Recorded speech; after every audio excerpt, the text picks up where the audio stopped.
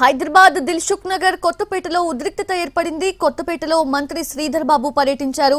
110 కోట్ల రూపాయలతో జీహెచ్ఎంసీ చేపట్టిన అభివృద్ధి కార్యక్రమాలకు శంకుస్థాపనలు, ప్రారంభోత్సవాలు చేసేందుకొచ్చారు శ్రీధర్ బాబు.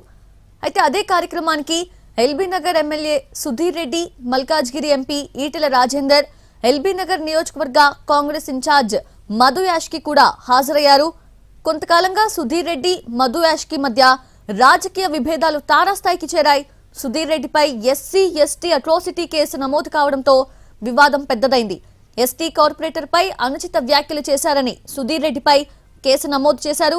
శ్రీధర్ బాబు పర్యటనలో అందరూ ఎదురు పడటంతో ఉద్రిక్తతకు దారితీసింది. ప్రారంభోత్సవ కార్యక్రమంలో రచ్చ జరిగింది. కాంగ్రెస్, బీజేపీ, బీఆర్ఎస్ కార్యకర్తలు ఘర్షణ పడ్డారు. పోటాపోటీగా నినాదాలు చేశారు. దాంతో పెద్ద ఎత్తున తోపులాట జరిగింది.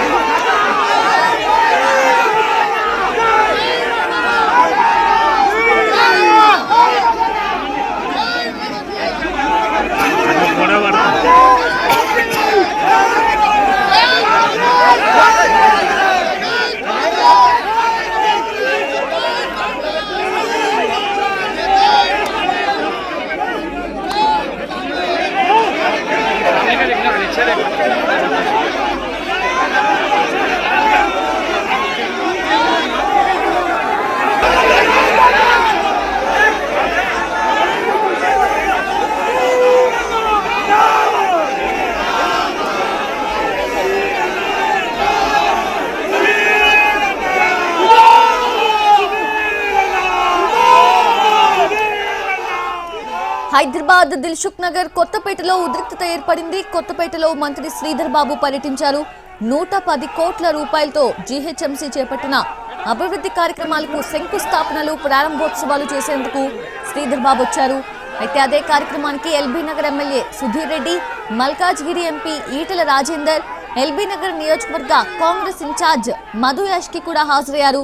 కొంతకాలంగా సుధీర్ రెడ్డి, మధు యాష్కి మధ్య రాజకీయ విభేదాలు తారాస్థాయికి చేరాయి. సుధీర్ రెడ్డిపై ఎస్సీ ఎస్టీ అట్రాసిటీ కేసు నమోదు కావడంతో వివాదం పెద్దదైంది. ఎస్టీ కార్పొరేటర్ పై అనుచిత వ్యాఖ్యలు చేశారని సుధీర్ రెడ్డిపై ఈ కేసు నమోదు చేశారు. శ్రీధర్ బాబు పర్యటనలో అందరూ ఎదురుపడటంతో ఉద్రిక్తతకు దారితీసింది. ప్రారంభోత్సవ కార్యక్రమంలో రచ్చ జరిగింది. కాంగ్రెస్, బీజేపీ, బీఆర్ఎస్ కార్యకర్తలు ఘర్షణకు దిగారు.